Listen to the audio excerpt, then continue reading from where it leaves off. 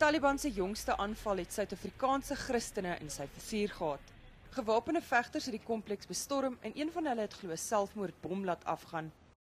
Werner Groenewald en sy kinders Rudy en Jean-Pierre is dood terwyl ander personeellede beseer is. Groenewald se vrou Hannelie het die aanval vrygespring. Groenewald was die uitvoerende direkteur van 'n liefdadigheidsorganisasie wat opleidingswerk gedoen het.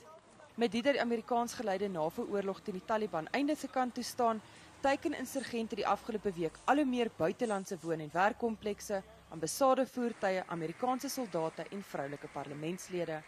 Groenewald was van tevore 'n predikant by die NG Gemeente Moreletta Park in Pretoria. Een van sy oud-kollegas sê die gemeente is platgeslaan. Hulle het hulle roeping daar gaan voortsit om mense op te bou, om mense op te hef en om regtig 'n verskil te maak in daai plek waar hulle gaan woon het. Hy was 'n saggeaarde ou. Hy het 'n fyn sin vir humor gehad en hy was 'n ou wat vasgestaan het in die beginsels waarin hy geglo het. Die Groenewalds woon al sedert 2008 in Afghanistan en Hannelie Groenewald was vanoggend steeds daar.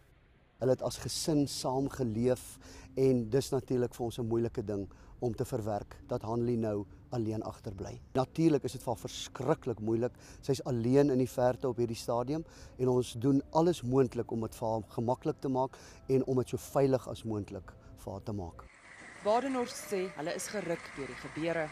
Met al die politieke en religieuse bedrywighede in daardie deel van die wêreld beleef ons dat hierdie 'n baie direkte aanval is op die Christendom, op mense wat 'n baie positiewe verskil wou gemaak het in ander mense se lewens.